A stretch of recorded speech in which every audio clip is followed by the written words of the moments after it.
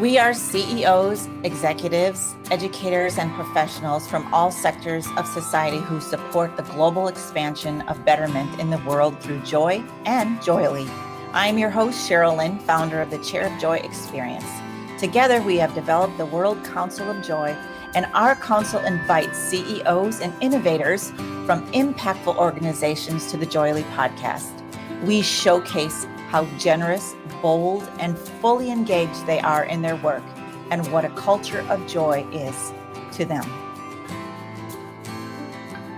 Good morning, everyone. My name is Sheryl Lynn, and we are again in JOYELY Studios, and we are speaking with the amazing Scott Emmens this morning. He's our podcast guest coming from Furlong, Pennsylvania. Good morning, Scott. How are you today? Good morning, Sheryl. I'm great. How are you? I'm well. So I'm sorry, but I got to cut right to this Instagram post that I saw just a little bit ago. It was you holding a fanny pack standing next to the box, and you said, "Who wore it better?" OMG. Yes, How fun was that to create? that was fun. So it was actually my daughter's. I had purchased this black turtleneck sweater, and it was a little too small for me. I had put it on, and my 18-year-old daughter came up and just started laughing. And I was, "What are you laughing at?" And she showed me the picture of The Rock with that, blue sweater and the fanny pack. And I'm a guy from the '80s, so I had fanny packs, and she's seen photos of that. So she just started laughing. She said, "Dad, let's take this picture." I said, "Oh yeah, that'd be great." And then I saw it and I thought it was so funny. I figured, what the heck, let's put that on Instagram, and it's gotten a few laughs. That's really great. Well, it made me laugh. And that's what we're all about over here at JOYELY Studios is the more that we pay attention to fun little memories with our daughters like that, the more we're raising our vibration and joy. Again, how that impacts who we are and what we're doing and our decisions and our bottom line. So super excited to talk to you a little bit more today. Why don't you, before we get started, just give a little bit about your background, kind of just like how you got to where you are today with MD Logic and Health. So I started my career in sales, but then transitioned quickly into the pharmaceutical world. I was originally a biology major, then pre-med, and I started hearing about these pharmaceutical positions. My dad said, "You should apply for a pharmaceutical position," which I didn't even know existed. I had no idea there were people that spoke to doctors about medicine. I advanced my career in biotech for 20 plus years, went into marketing, operations, and really got to understand the pharmaceutical industry really, really well.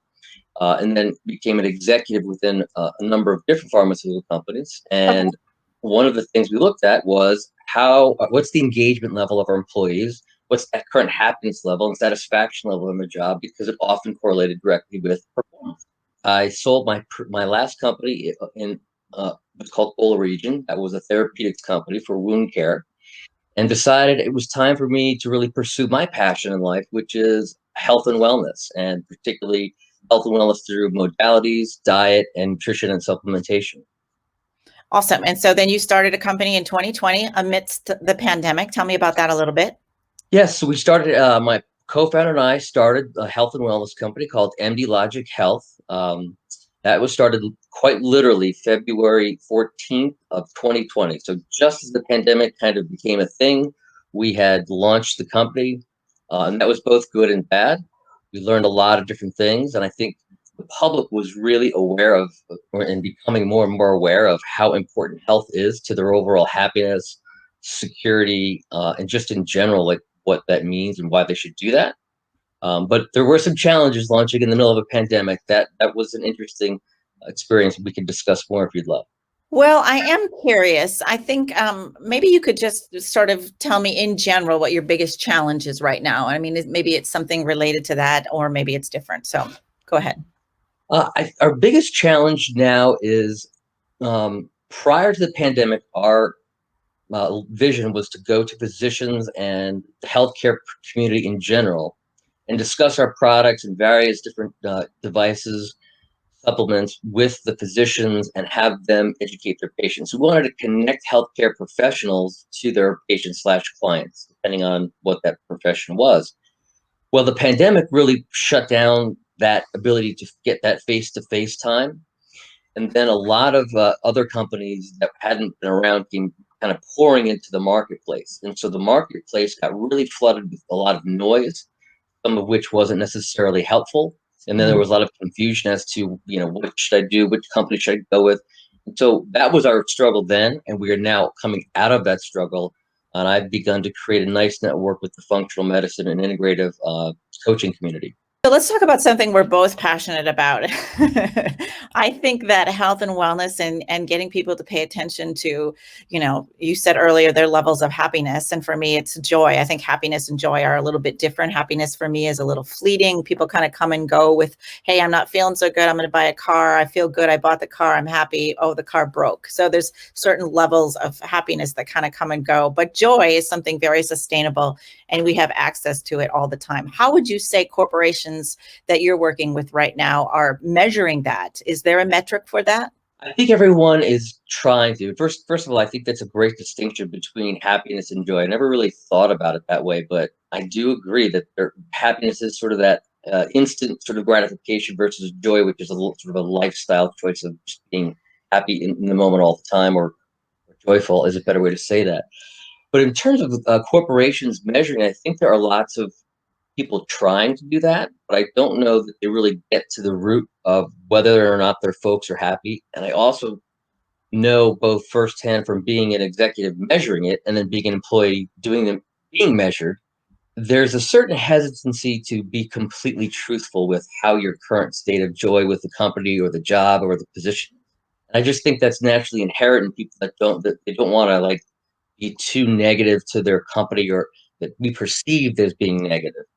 And then on the company side, I think even when they intend to truly want to understand that, when they start to hear it and get the feedback, it can be painful. Like, wow, I thought we were doing a good job. As a leader, you're like, wow, I really thought we were doing a great job. And so you may tend to react not the best way. So I don't think there's really a great way to measure it, but we're looking to help corporations do just that. What a phenomenal idea. I think also that corporations, at least all the CEOs that I'm talking to, are really open to the conversation. And I think that the honesty and the clarification coming from their teams really is about developing that trust and having the tools. So it's going to be a kind of an ever-going ebb and flow, if you will, to get to the information and to really see progress. If you were to have all the resources and finances and everything was going, clean and easy for you, what would be the thing that you would wish you could address when it comes to your work? My company specifically, or things to address in the community we're trying to serve? Yes, both. Both. Okay. So in the company, what I would like to be able to do is have the money to get all of our products that we have in the pipeline out immediately, as well as some of the devices we have to help measure the success of those products and for people to be able to measure their joy, happiness, cognitive abilities, to be at their peak performance. So that's what I would like to do, is get all of that done right now. But you have to make choices. I'm sorry. What does that mean for you? Like, what's the drive? What's the passion there for that? So I think it comes down to just knowing that when people are happy and joyful throughout their life and their career, they're better people. Society overall performs better. And I've been in many positions where there wasn't much joy. And I look back at that time and I wish I had it back, because I could have done things differently. And I don't think I was aware necessarily that I wasn't happy fully. So I want to make sure that I'm giving back to people that they can be happy. And I know that some of the things that we provide from both a measuring perspective and then a support perspective can do that. And it's things as simple as teaching people how to exercise, giving them the education on just going for a 20-minute walk a day can really enhance your overall joy. Taking a 45-minute full lunch break where you get outside for 15 minutes can have dramatic impacts on your happiness and joy at work versus sitting and eating a lunch by yourself, which many people these days do. So I really see how it impacts people, and I really feel like it's something I need to give back to people. Is mental health is so critical, and I think you're a joyful person, you're a mentally healthy person. That's really important. I just want to ask a little clarifying question still, because I've not quite tapped into it. What is the need? You need to give this back. Why is that? Because you've been people have been so generous to you, or what is that about? I think both sides of that equation. I think I've been given some tremendous opportunities to be joyful in my career, in my job, particularly in some of my earlier years with some of the mentors that I had and people that I worked for and companies I worked for, where I was truly blessed to be there. And then I've had the complete opposite, where I've worked at corporations where the toxic culture was toxic and it was palpable, and it had a ripple effect through my whole life. It created a lot of personal trauma, family trauma, and even my coworkers. It just was very unhealthy. So I've seen both sides of that, and I've been, as I mentioned earlier, as a biology major, and then kind of pre med, and then really into health just in general. My whole life, I knew there were solutions, and so when I sold my last company, I really said, this is my opportunity to create this health and wellness company. And now, at that point, I was age 49. That's not an easy decision to make, right? To start really from scratch. But I just really felt like this is the perfect time to do it. I'd love to do this. And I kind of feel like I owe it because I've been given it. And I also know what the other side looks like. You are the perfect person. Plus, you're an amazing person to partner with on from our perspective as well, because what you said a little bit earlier was, instead of sitting and having lunch by yourself, go for a walk, or there's multiple things that people can do. Would you mind if I share real quickly with you our ecosystem around the chair of joy? I would love to hear it. So like the pet rock back in the day, something silly can take off, right? Excuse me. So I bought a chair about the same time you started your company. And I don't know if you can see it behind me. That's the kind of big fancy one that that it's really not about the chair, but it's also about the chair, and that people feel very, very framed when they sit in it. And they feel very special. And I've created the ecosystem around it to make sure that people are understanding that when they take time for themselves and really sit still and recall some amazing memories, that there is life expansion and that there is a different level of ability to show up at work that you haven't maybe necessarily been doing. So what I would love for you to do is just put both feet on the floor real quickly. And I'm going to just have you take one deep breath. Both feet on the floor and a deep breath. Okay. Yes. It's probably been a really busy morning already, or Monday. Who knows what's going on, right? And one more deep breath. This time when you take a deep breath in, I want you to hold it for 4. I want you to tap into one of your most joyful moments or memories of wherever you were, whatever age. And I know it's probably hard to find one, but if you can land on just one, and then if you could share it, I'd love to hear it. Wow.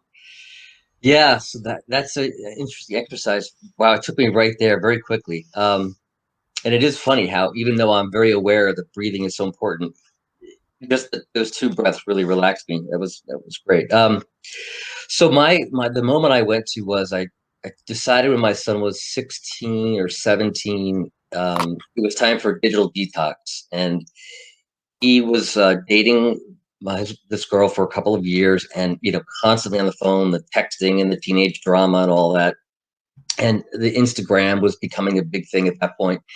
And I just said, you know what, I'm going to take him to where I loved going when I was a kid to get away, and that's I don't know if you know where Lake George is in the Adirondacks. So I said, we're going to go camping for a week up at Lake George. And so the specific moment of joy is going to sound a little bit not so joyful, but when I look back on it, it was, the whole trip was joyful, but 2 specific moments stand out to me. The first is, as we got there, everything was smooth and easy, and it was sort of like a movie where everything looks peaceful and great, and you're all in this wonderful nature setting, and we're setting up a fire to cook dinner, and the tent is set up, and we're pretty tired at this point because it's a long drive, and we're setting up the tent. But I wanted to get a lot of dry firewood for the fire for that night and the next morning, and there wasn't much dry because it had been raining. Well, I found this really dry log in the middle of in the back of the woods. So I yelled to Tommy. I said, "Come on over here, buddy. I got a huge log. I need your help." So we pick up this log and we put it on our shoulders. And no sooner do we put it on our shoulders than I get stung in the back of the head and then in the back of the thigh by a couple of hornets. And I scream, "Run!" And he's like, "What?" And I'm like, "Run!"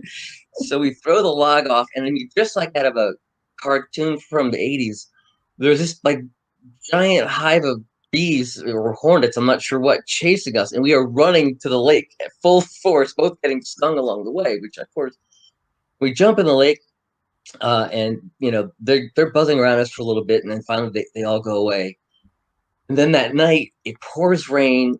Our tent gets flooded, and the whole night was just a disaster. We got stings all over us. We're frozen cold from the pouring rain. And I'm like, oh, this was not a good idea. But we got up the next morning, and I was like, let's just go. We'll go into town. We'll get some dry stuff, and we'll get some food. And we get to Burger King. We both order hamburgers. Now we don't even. It's 6:35 in the morning. I'm like, sir, we don't serve hamburgers at 6:35 in the morning. It's breakfast time. We were so discombobulated we didn't even realize that. But the reason that's so joyful is I look back at that. Both our phones got soaking wet. They died. We had a complete digital detox. I mean, just because we were on an island in the middle of Lake George, there was no phone service. The phones we had were dead. We got our Burger King food, went back, set up our tent, and we had a great rest of the week. We spent 5 days on the island together. I talked to him more that 5 days than the previous maybe 2 years. And it was just amazing. And the next year, he begged me to go back, and we went back. And it was funny. Nothing happened with the wasp. Everything was a lot easier. And we almost missed sort of the drama, of the first trip. But that was my most joyful moment. I bet you have quite a few laughs about that since. That's really, really special. What a special time. Good for you. All right. The next one, I just because we have a lot to do, I'm going to ask you to do it one more time, another time in another place. Then one more deep breath in. Another place, another time, another group of people, maybe by yourself, maybe a young boy, maybe it was yesterday, and tap into one more joyful moment. Okay. It's back to the woods again. So I guess this is where my happy place is. My best friend and I were 17 years old, and we decided we're going to go camping. And we thought we were tough and rugged at 17, 18. You feel invincible. We went to Eastern Mountain Sporting Goods, and the sales guy could see us coming a mile away, and we bought way too much equipment, and we loaded up our backpacks and hiked up Mount Washington in New Hampshire, up the old Boy Scout Trail, it was called. And we were hiking, and it was raining, and so our packs were getting heavier because we had way overloaded these packs, because we thought we were invincible. And these things are heavy. So we're like, let's set up a camp and start a fire. It's soaking wet. We can't get anything going. So we're blowing on the ashes, and blowing on the ashes, and blowing on the ashes. And I look up at John, and his face is covered from head to toe in black soot because we've been blowing on these coals to try to get a fire going for like 45 minutes. And what I don't realize is I'm covered in black soot too. So he starts laughing, and I'm laughing, and neither of us knows why the other person is laughing. And we both look back at that moment, and that was a pretty joyful moment. I've never laughed. I don't know if I've ever laughed as hard as I did that moment. That's beautiful. I hope you and John are still in touch. We're still best friends to this day. Isn't that amazing? All right, here's the work in that. So what happened was you thought of Tommy and John, both camping experiences, which I thought was really fun too. If you could connect those two moments with one word, what would that be? If you could connect the two with just one word, the essence of the two, if you could just throw it down. Have you ever dropped your phone on the floor, on your face, or in some other embarrassing place? Don't you wish there was something you could attach to your phone case that would help you hold your phone so you don't have to, or at least as much? Introducing Steady Straps, a comfortable, adjustable, strong, elastic strap with 100% Velcro brand closures that helps you hold your phone more securely without dropping it and use it easier and faster, especially one-handed. It's the only smartphone grip accessory without adhesives, and it's 100% wireless charging ready without having to remove or adjust it first. Check us out at steadystraps.com and order some today. I think love. Love. Great. Can you kind of understand why I'm asking that? Do you mind if I share with the audience why I asked that specifically? I would love to get your perspective on it, yes. Yeah, because I think for everyone, joy is different, and every day joy is different. Every moment of the day is different, right? It could be completely different. So when you connect two memories like that, you're actually giving it a word. Those two specific for you was love. So love is joy and joy is love. Tomorrow, when you do your chair of joy, you might have a word, two memories that are, about your wife or your college days or something, and the word might be playful or freedom or faith or God or whatever it is. So joy is always ever evolving and changing, and it's free and inside of you. And I love that you called up those two memories. Often when I think of joyful memories, I go right to the woods as well. So that's really cool. So last thing, if you could take joy, that essence or that love, and put it into some kind of physical container, what would that be? What would the physical container be? Yes. Wow. I think a home, small home. Oh my gosh, beautiful. I'll let you explain that in a minute. And the reason I asked that too is because we just made joy intangible, that intangibleness of joy to tangible. Right now we can touch it, feel it, see it. Now you're going on an airplane. We're in LaGuardia. You're getting off on the ramp or walking down, and there's 3,000 CEOs. They don't understand this joy thing that you're talking about. They don't get the love, the camping trips. They're busy hammering it out. If you could say anything to them about your level, your house, your container of joy, what would you say? I would tell them that if they were to examine their moments of joy, and reflect back on when they were joyful, they would realize that was when they were probably their most productive and creative, also feeling the most connection to the people they work with. Now, imagine if they could create that same work environment for the people at their company. How much more productive do you think your company?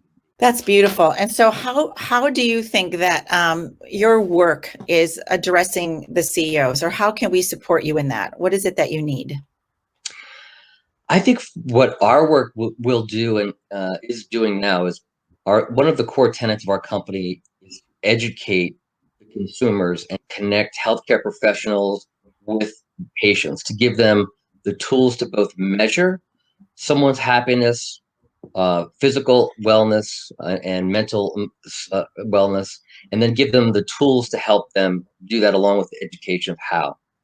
So we have a very unique application that we're partnering with that measures 2,500 biometric markers that determine cognition, tiredness, readiness, stress, anxiety, etc. And that is we think is going to be an excellent way for people to self-examine where they're at. And then we provide solutions, whether they're modalities, whether it's education about exercise, or whether it's a supplement like that helps reduce stress, like magnesium, for example, or ashwagandha that helps with cortisol. There are things that people can do both from a modality standpoint: infrared saunas, walking, jogging, exercising, eating correctly, getting good night's sleep, sleep hygiene, certain nutritions and supplements. Those are the things that we think we can deliver, which is educate on what those things are, where give the people a way to measure where they're at, and then give them the solution. That's incredible. And I think that, as we talked about a little earlier, CEOs are open, or the senior level teams and the HR departments are open and ready to hear this and have these conversations. Would you agree?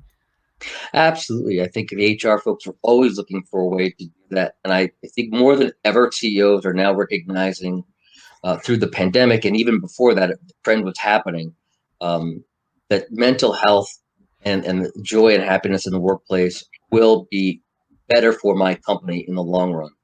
Absolutely. One of the things I think, if you could identify with what we just went through, that this everything that's going on right now is people are learning through experience, right? Because we're in an experience economy, and that's kind of the exponential growth, and that's kind of what the Chair of Joy was about. So hopefully, maybe at some point we can add that to your toolbox. That would be really fun. I would love to add the Chair of Joy, and I think it's a wonderful idea because you can really feel it. I could feel it, and I'm not in the Chair of Joy. I'm just experiencing what that is about.